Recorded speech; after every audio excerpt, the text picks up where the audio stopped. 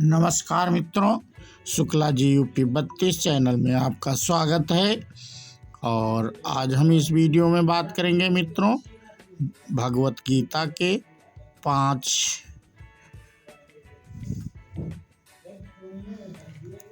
मूल सत्य।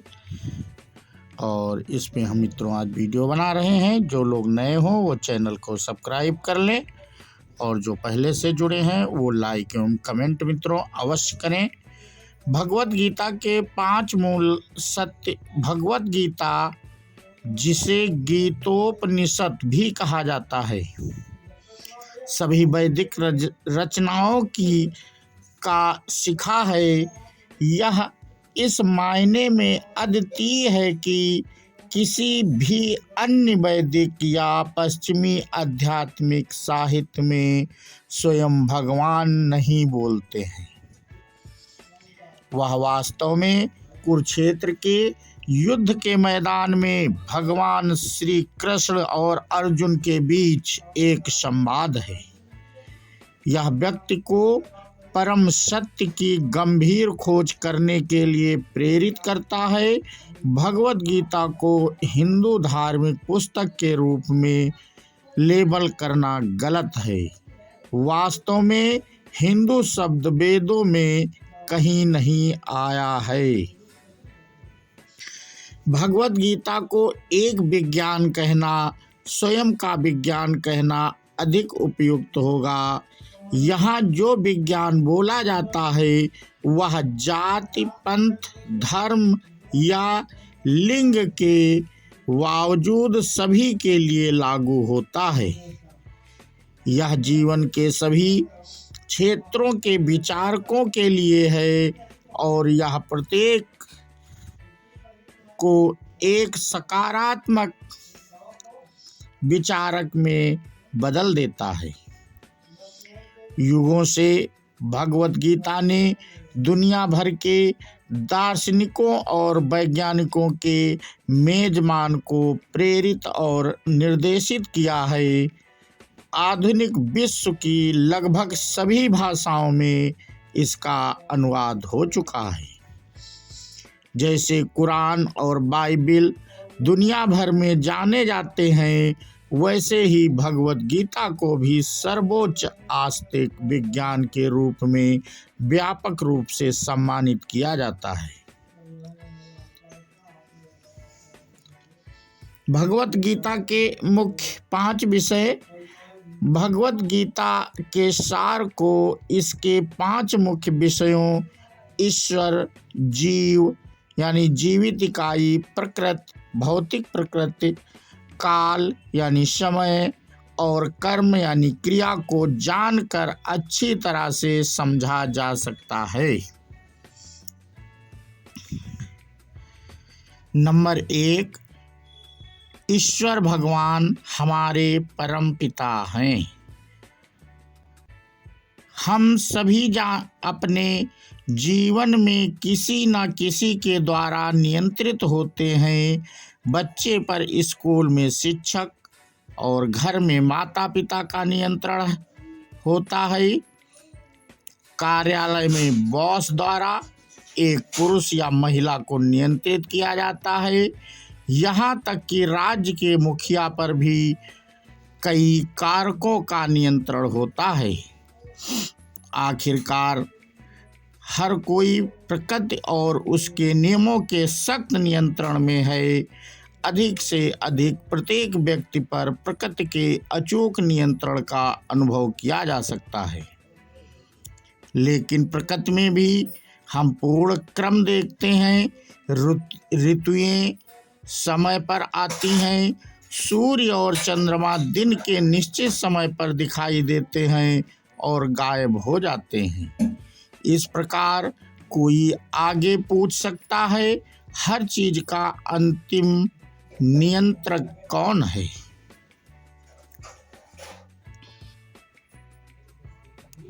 भगवत गीता में भगवान कृष्ण घोषणा करते हैं कि वे परम मालिक, नियंत्रक और हर चीज के भोक्ता हैं। वे बताते हैं कि भौतिक प्रकृति उनके मार्गदर्शन में कार्य कर रही है, घोषणा करता है कि संपूर्ण ब्रह्मांडी अभिव्यक्ति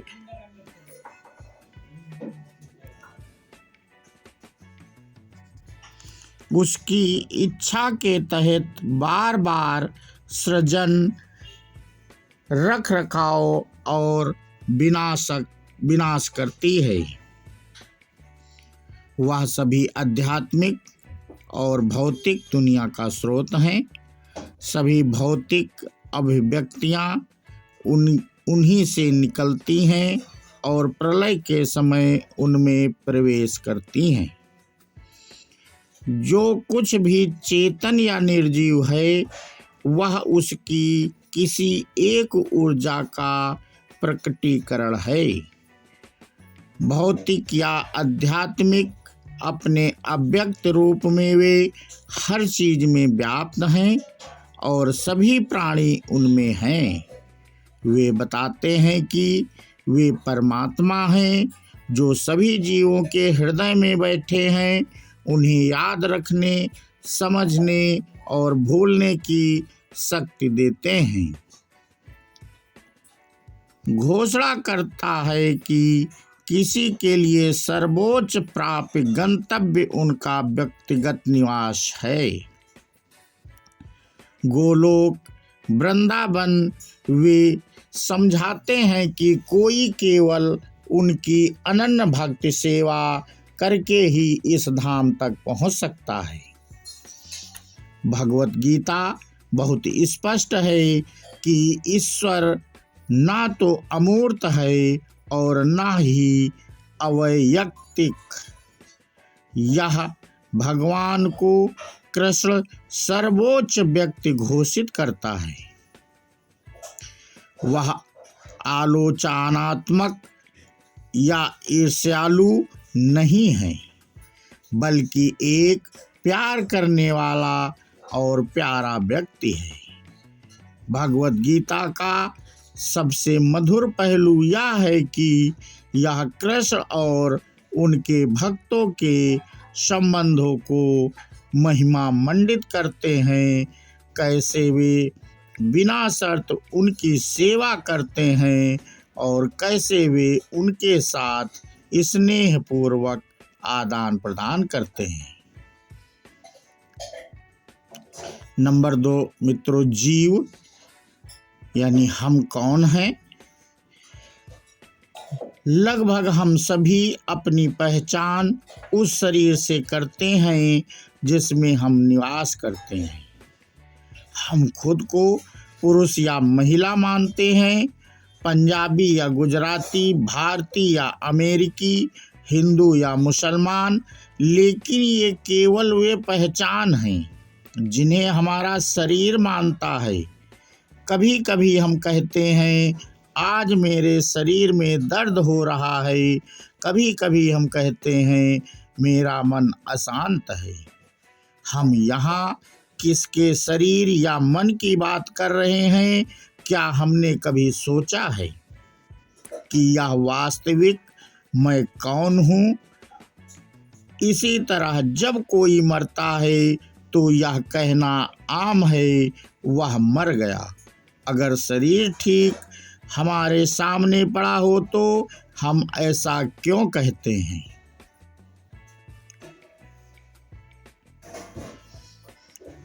यह आत्मा ही है जो शरीर को ऊर्जा देती है और कार्य करती है।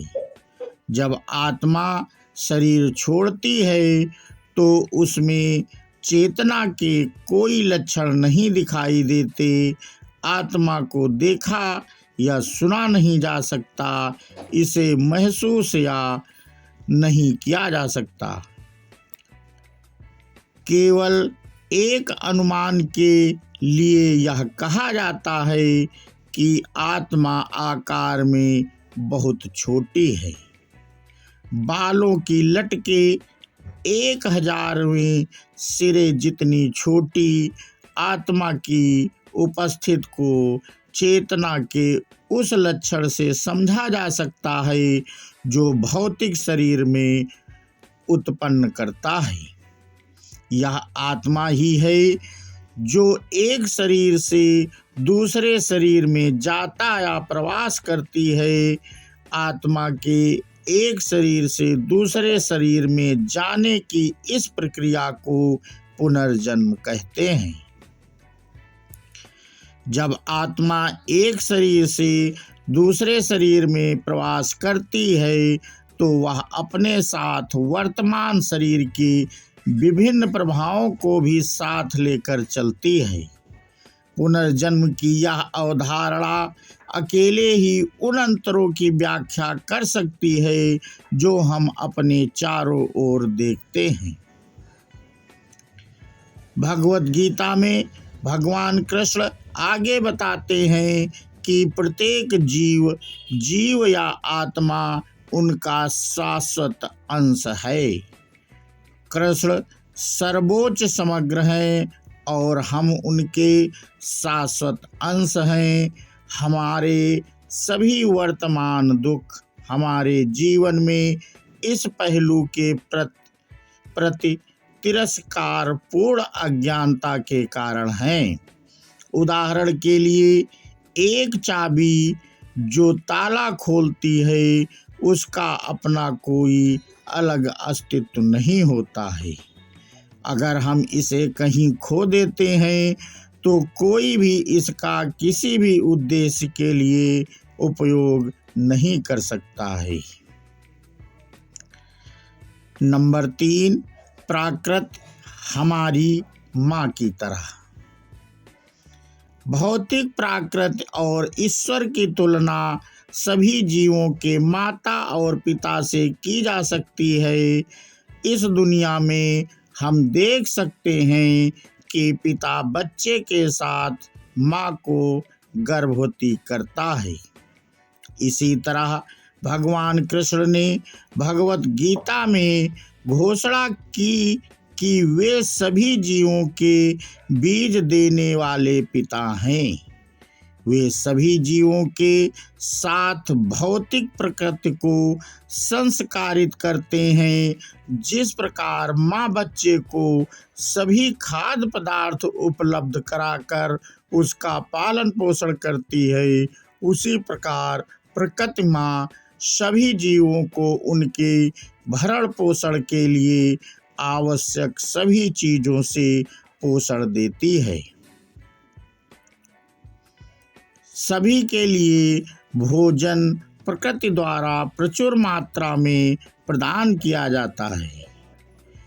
किसी भी कमी को कृत्रिम या मानव निर्मित समझा जाना चाहिए। हर कोई कमोबेश इस तथ्य से संबंधित हो सकता है कि प्रकृति माँ की तरह है। हालांकि अधिकांश अज्ञानी लोगों को यह सोचने के लिए धोखा दिया जाता है कि भौतिक प्रकृति बिना किसी नियंत्रण प्राधिकरण के स्वतंत्र रूप से कार्य करती है। भगवान कृष्ण भगवत गीता में हालांकि घोषणा करते हैं कि भौतिक प्रकृति उनके निर्देशन में काम कर रही है। यह समझना आसान है। हम अपने दिन प्रतिदिन के अनुभव से अंदाजा लगा सकते हैं कि कैसे कोई भौतिक वस्तु अपने आप नहीं चल सकती है।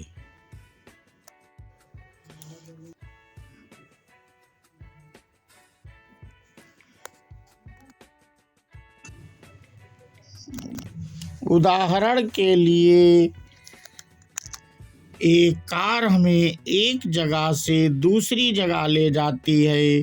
हालांकि यह अपने आप नहीं चलती। यह एक जीवित शक्ति एक व्यक्ति के द्वारा संचालित होती है। इसी तरह पदार्थ अपने आप कार्य नहीं कर सकता। इसे एक जीवित शक्ति के द्वारा संचालित किया जाना है। कभी कभी मूर्खतावश मनुष्य सोचता है कि वह प्रकृति को बस में कर सकता है।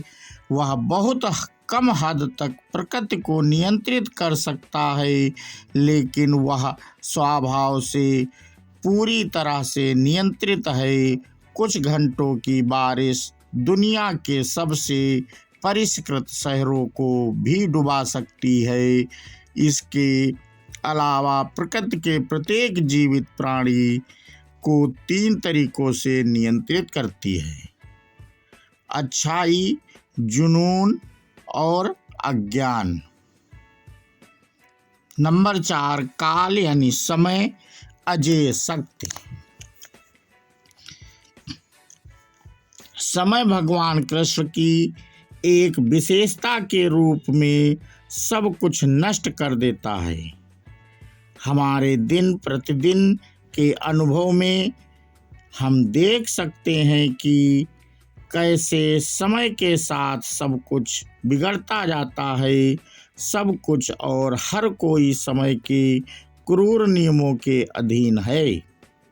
समय और ज्वार किसी का इंतजार नहीं करती। भगवत गीता आगे बताती है कि समय सापेक्ष और चक्रीय है। सत्य, त्रेता, द्वापर और कलि नामक 4 युगों का एक सेट चक्रीय फैशन में खुद को दोहराता है। ब्रह्मा के एक दिन में ऐसे 1000 चक्र होते हैं और इतनी ही संख्या में उनकी एक रात होती है। ब्रह्मांड का जीवन काल ब्रह्मा के जीवन काल के 100 वर्ष हैं। ब्रह्मा का 311 खरब और 40 अरब पृथ्वी वर्ष तक जीवित रहना कई लोगों को अद्भुत और कुछ को मूर्खतापूर्ण भी लग सकता है। हालांकि इसे समझना मुश्किल नहीं है। कई मक्खियाँ और कीड़े जो हमारे समय के कुछ घंटों में जन्म लेते हैं, बढ़ते हैं, प्रजनन करते हैं और मर जाते हैं, इन प्राणियों के लिए हमारा 70 या 80 साल का जीवन भी बहुत लंबा लग सकता है। नंबर 5, कर्म। कर्म क्रिया योग क्या है? कर्म भगवत गीता का सबसे चर्चित विषय है। इसका अर्थ है कर्तव्य का वह रूप जो हमें अज्ञान के प्रभाव से मुक्त करता है। अपनी वर्तमान स्थिति में हम ईश्वर के साथ अपने संबंध को भूल जाने के कारण कष्ट भोग रहे हैं। भगवत गीता में योग के विभिन्न तरीकों का वर्णन किया गया है। कर्म योग यानी क्रिया का मार्ग, जहाँ कोई सर्वोच्च के लिए काम करता है। ज्ञान योग, सर्वोच्च के बारे में ज्ञान का मार्ग। ध्यान योग, और सर्वोच्च पर ध्यान का मार्ग। और भक्ति योग, सर्वोच्च के प्रति प्रेम पूर्ण भक्त सेवा मार्ग।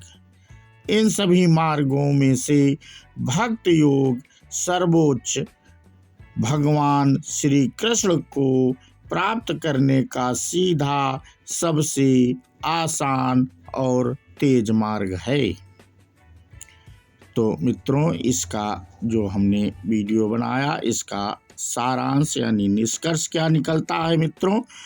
तो भगवत गीता का सबसे महत्वपूर्ण संदेश यह है कि व्यक्ति को अपने जीवन को पूर्ण बनाना चाहिए और भगवान कृष्ण से जुड़कर उन्हें भक्ति सेवा प्रदान करने की प्रक्रिया से अपने अस्तित्व को शुद्ध करना चाहिए। ऐसा करने से व्यक्ति हर परिस्थिति में सुखी और संतुष्ट रहता है। गीता का सच्चा पाठक अवसाद को कोसों दूर रख सकता है। ऐसे व्यक्ति पर असफलताओं का कोई प्रभाव नहीं पड़ता। वह सर्वोच्च में विश्वास और विश्वास के साथ जीवन में आगे बढ़ता है। भगवत गीता के नियमित पठन से व्यक्ति अपनी विचार प्रक्रिया में शांत और स्पष्ट हो जाता है। व्यक्ति जो कुछ भी करता है उसमें बहुत कुशल हो जाता है, कोई त्वरित और सही निर्णय ले सकता है। भगवत गीता का ईमानदारी से अध्ययन करने और इसे अपने जीवन में लागू करने से व्यक्ति इस दुनिया में अपने व्यवहार में सरल और विनम्र हो जाता है। वह अपने सभी रिश्तों में सफल हो जाता है। वह इस दुनिया में और उसके बाद भी खुश और संतुष्ट रहता है। तो मित्रों, इस प्रकार ये मेरा वीडियो पूरा हुआ और अगले वीडियो में ऐसे ही भक्ति हम लाते रहेंगे। और भगवत गीता अनंत है, इसमें कितना भी बड़ा वीडियो बना दिया जाए, वीडियो नहीं पूरा किया जा सकता है। तो अगले वीडियो में मिलेंगे मित्रों। तो बोलो श्री कृष्ण भगवान की जय हो। राधे राधे मित्रों, और जय हिंद, जय भारत।